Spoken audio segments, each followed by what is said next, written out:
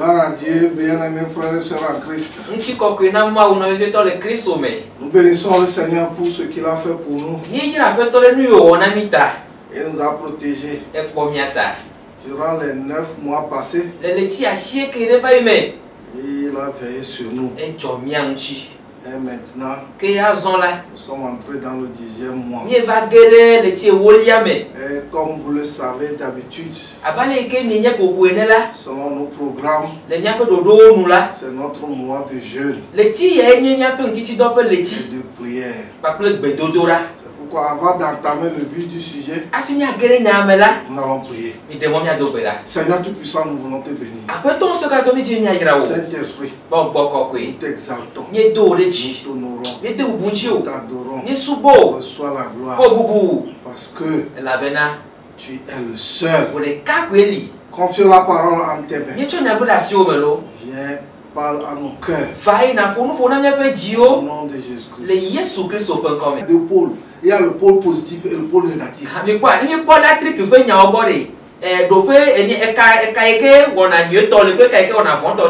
Les deux, quand ils travaillent ensemble, amènent un résultat. Mais si tu touches ces fils-là nus, tu seras court-circuité. C'est comme ça que Dieu a créé les choses. Mais si tu l'utilises bien, ça t'apporte le résultat que Dieu a créé. Ainsi, les ténèbres et la lumière que Dieu a prévu, que Dieu a créé, il a une vision. Donc, tu ne peux pas dire à Dieu pourquoi tu as créé le péché. Le mal. Mais Dieu, dans sa propre vision, il a aimé la justice et a eu la haine pour l'iniquité. Ésaïe 61, verset 8.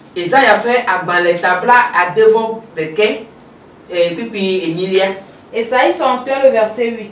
Car moi l'Éternel, j'aime la justice. J'aime la justice.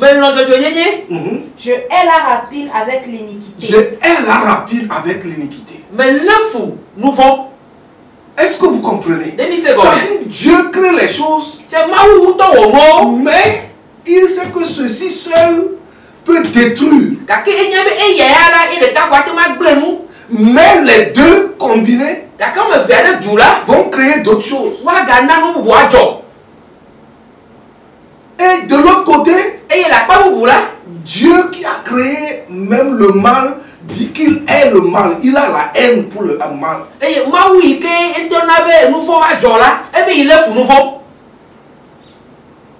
Mais quand le diable a été créé, il est un archange. Il avait tout. Mais le jour où le péché a été trouvé en lui, il a été précipité. Ézéchiel 28. Le verset 15. Je suis en train de dire ces choses-là pour que tu comprennes pourquoi Dieu veut restaurer. Ézéchiel 28, le verset 15. Tu as été intègre dans tes voies depuis le jour où tu fus créé jusqu'à celui où l'iniquité a été trouvée chez toi. Le jour où l'iniquité a été trouvée chez le diable. C'est pourquoi on l'appelle l'homme du péché. On l'appelle le créateur du mal, ça dit l'initiateur du mal. Verset 16. Par la grandeur de ton commerce, tu as été rempli de violence et tu as péché. Je te précipite de la montagne de Dieu. À cause de ça, Dieu le précipite. Parce que Dieu a la haine pour le péché. Dieu n'aime pas le péché. C'est pourquoi quand Jésus est venu sur la terre,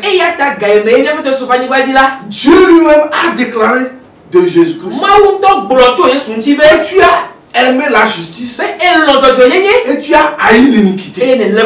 Vivre dans l'iniquité, c'était Jésus. Parce que comme nous avons l'habitude de voir surtout dans ce monde, les enfants des grandes personnalités, ce sont eux qui sont des criminels, ils font des choses. Et je crois que personne ne peut les toucher. Donc Jésus, quand il est venu, personne ne pouvait le toucher. C'est lui qui devait vivre la vie du péché. Mais il s'est discipliné. Comme son père a eu la haine pour le péché, lui aussi a eu le péché. Et il a aimé la justice. Mais comme l'homme est déjà tombé dans le péché, c'est pourquoi Jésus est devenu péché pour nous.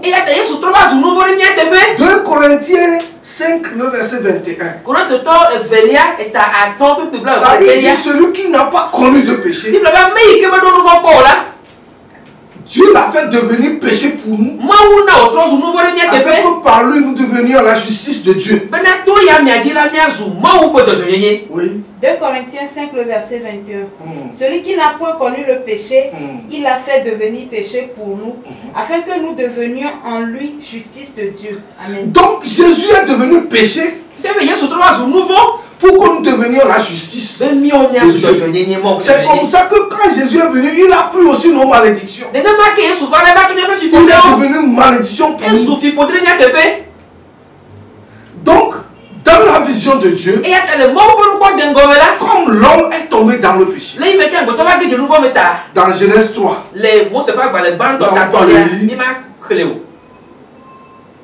Dieu a voulu ramener l'homme à l'étape initiale. Mon frère, ma soeur, toi qui es être humain et qui me vois et qui m'écoute, je veux que tu comprennes. Le grand problème que les hommes ont, c'est qu'ils ne comprennent pas la valeur qu'ils ont à l'égard de Dieu. La considération que Dieu nous donne, nous ne comprenons pas. Parce que quand le diable a péché, et on ne lui a pas donné une mesure atténuante. Oh, ça dit, on ne lui a pas donné même un tas de rachats. Il a été précipité immédiatement. Mais avant que Dieu ne chasse l'homme même du jardin d'Éden, il a déclaré son rachat. Il a déclaré sa restauration. Genèse 3, verset 15. Genèse 3, le verset 15. Je mettrai inimitié entre toi et la femme, entre ta postérité et la postérité et sa postérité. Celle-ci t'écrasera la tête et tu lui briseras le talon. Amen. La postérité qui doit écraser la tête du serpent, c'est Jésus-Christ. Et cette postérité de la femme viendra écraser la tête du serpent afin que l'homme revienne à lui, afin de récupérer l'homme. C'est pourquoi Jean 3 verset 16, il dit que Dieu a tant aimé le monde qu'il a donné son fils unique afin que quiconque croit ne périsse point mais qu'il ait la vie éternelle. Dieu, dans la pensée de Dieu, c'est que nous ayons la vie éternelle. Dans la vision de Dieu, c'est de nous récupérer. Le diable a péché et on lui réserve l'enfer. Mais l'homme a péché, on lui a envoyé un sauveur. Maintenant, le sauveur qui est venu a une vision. Mais avant que Jésus ne vienne dans la chair, depuis Genèse 3, le verset 16 là, 15 là, Dieu a commencé par déclarer la restauration de l'homme de plusieurs manières. C'est pourquoi dans Ésaïe, Ésaïe chapitre 61, le verset 4, Dieu dit qu'ils rebâtiront Ésaïe 61, le verset 4. Ils rebâtiront sur d'anciennes ruines. Ils rebâtiront tout ce qui a été ruiné. Ils rebâtiront. Notre vie a été ruinée par le diable. Notre vie a été renversée par le diable. Les bonnes choses que Dieu a mises en nous. Le péché nous a détruits. Le péché a tordu les choses. Mais Dieu dit, tout ce qui a été ruiné, nous allons les rebâtir. Dieu va jouer sa part. Mais nous aussi nous devons jouer sa part. Dieu a joué sa part en envoyant son fils. Parce que Jésus-Christ est le restaurateur par excellence. Ils rebâtiront sur d'anciennes ruines. Ils relèveront d'antiques décombres. Ils renouvelleront des villes ravagées, dévastées depuis longtemps. Tout ce qui est ravagé, tout ce qui est dévasté, tout ce qui est tordu, tout ce qui est renversé sans dessus-dessous, les enfants de Dieu, Dieu veut passer par nous pour rebâtir ces choses. C'est pourquoi dans Jérémie 1, le verset 10, Dieu dit à Jérémie qu'il lui a donné une mission. Jérémie 1, le verset 10. Regarde, je t'établis aujourd'hui sur les nations et sur les royaumes, pour que tu arraches et que tu abattes, pour que tu ruines et que tu détruises, pour que tu bâtisses et que tu plantes. Amen. Amen. Amen. Ça dit, nous devons planter. Nous ne sommes pas seulement envoyés pour détruire. Mais ce que le diable a détruit, nous l'enlevons de sa place. Et nous plaçons les choses de Dieu. C'est pourquoi tout l'Ancien Testament nous a parlé, ça dit, a déclaré la vision restauratrice de Dieu. Ce que Dieu veut restaurer, ce que Dieu a prévu pour l'homme, et tout ça là a pris corps dans la personne de notre Seigneur Jésus. C'est pourquoi quand Pierre prêchait après la Pentecôte, dans Acte 3, à partir du verset 19 jusqu'au verset 21, l'apôtre Pierre est en train d'éclaircir certaines choses. Jésus est venu sur cette terre. Il a souffert. Il a été crucifié. Il est mort. Il est ressuscité. Et il est parti s'asseoir à la droite du Père. Il a envoyé le Saint-Esprit.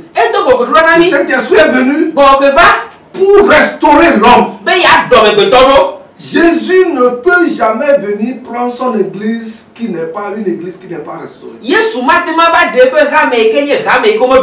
Oui. Acte 3, le verset 19 à 21.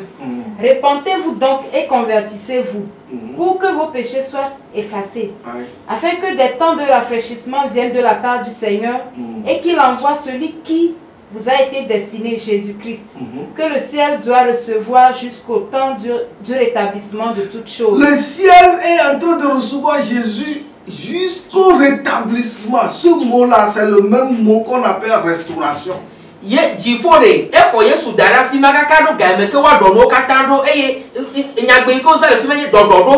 Tant que les choses ne sont pas restaurées, Jésus ne peut pas venir. C'est pourquoi nous devons avoir cette pensée que Dieu veut restaurer. Il veut restaurer l'homme, esprit, âme et corps. Il veut restaurer notre relation avec Dieu. Il veut restaurer notre intimité avec Dieu. Il veut restaurer notre relation avec nous-mêmes. Il veut restaurer notre relation avec les autres. Et il veut restaurer notre relation avec la créature. Dans la vision de restauration, Nous devons comprendre que Christ ne descendra pas tant que l'Église n'est pas restaurée selon la vision de Dieu. C'est pourquoi l'apôtre Paul disait, nous qui sommes vivants, nous n'allons pas devancer ceux qui sont morts. Mais il est mort. Pourquoi? La vision restauratrice n'a pas encore pris corps. Pierre dit, répandez-vous. Relis-moi encore le verset. Verset 19. Répentez-vous donc et convertissez-vous. Répentez-vous et convertissez-vous. Pour que vos péchés soient effacés. Pour que vos péchés soient effacés. Afin que des temps de rafraîchissement viennent de la part du Seigneur. Il y a le rafraîchissement. Ce n'est pas seulement un rafraîchissement spirituel seulement que nous devons sentir. Un rafraîchissement holistique, complet. Et qu'il envoie celui qui vous a été destiné, Jésus-Christ. Et c'est après qu'il va envoyer Jésus qui viendra prendre son église. C'est ça.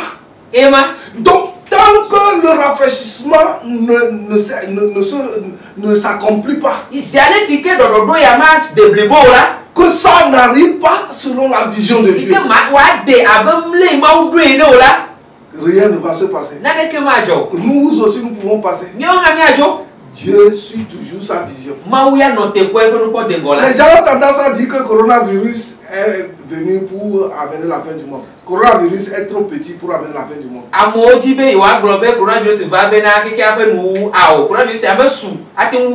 Il y a beaucoup de programmes. Les gens utilisent les gens. Certaines personnes pour utiliser cette maladie et créer d'autres choses. Des informations que nous recevons. Mais tout ça là ne va pas amener la fin du monde. La vision de Christ concernant la restauration doit porter la chair. Il doit porter la chair. Continue. Que le ciel doit recevoir jusqu'au temps du rétablissement de toutes choses dont Dieu a parlé anciennement par la bouche de ses saints prophètes.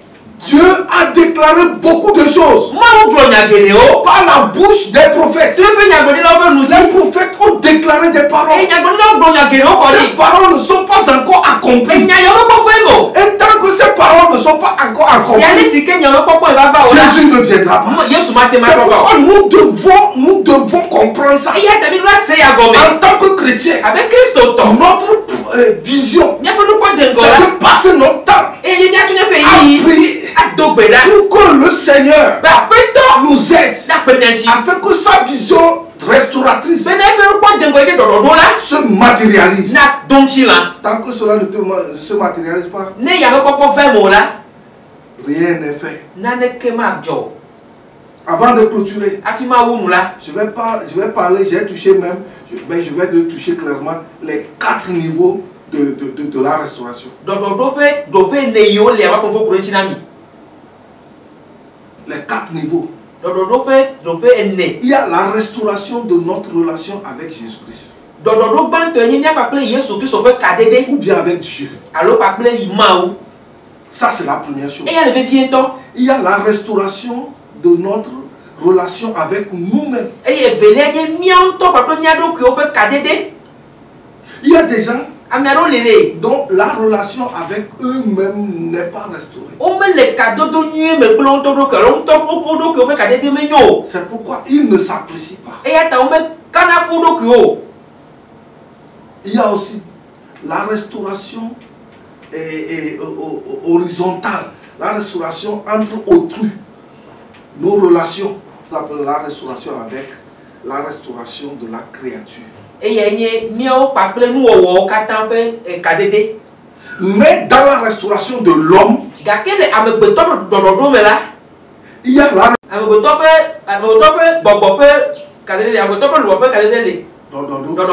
et il y a la restauration du corps.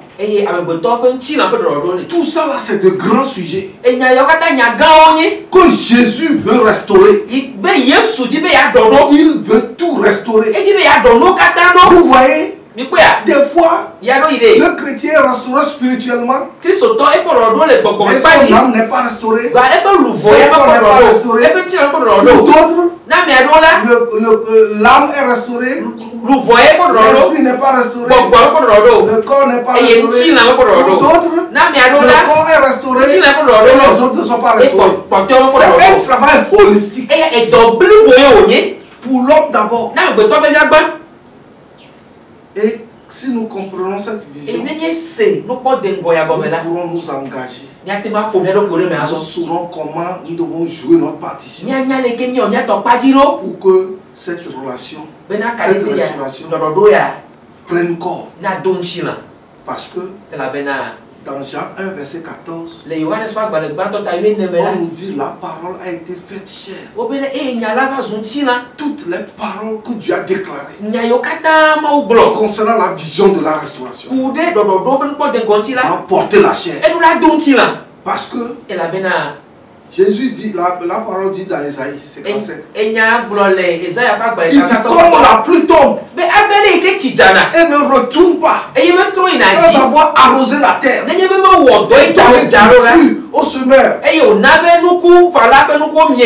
la même manière que les paroles que Dieu a prononcées ne retourneront pas à lui.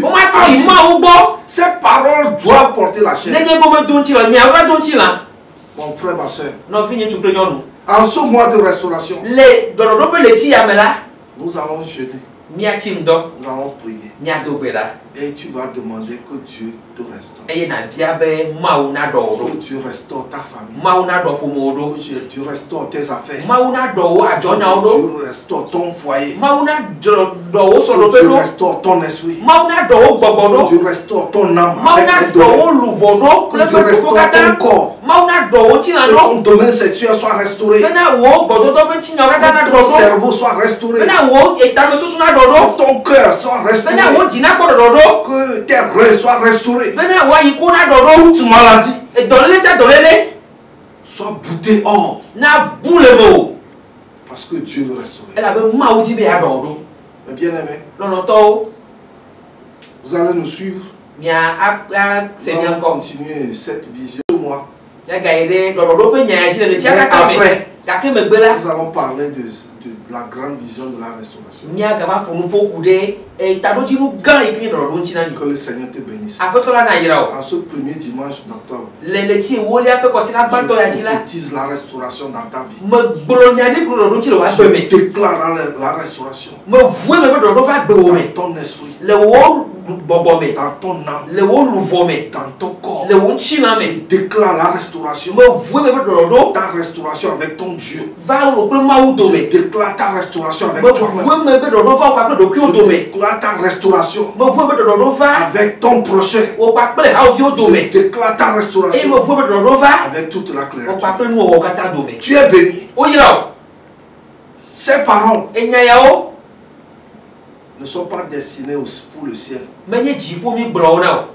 C'est pour la terre. Tant que tu vis sur cette terre, ces paroles doivent porter la chair. Que le Seigneur te bénisse. Amen. Amen. Ce premier dimanche, nous te remercions. Toi, mois d'octobre, mois de restauration, je demande que tout ce que quelqu'un a perdu depuis le plan spirituel, depuis le plan psychique, depuis le plan somatique, de la création, que cela soit restauré. Je prophétise ta restauration. Seigneur, que nos pays soient restaurés. Je prie que le Togo soit restauré. Ne appartient pas au diable. Togo est la propriété de Jésus. Béni sois-tu. Au nom de Jésus. Amen. Amen.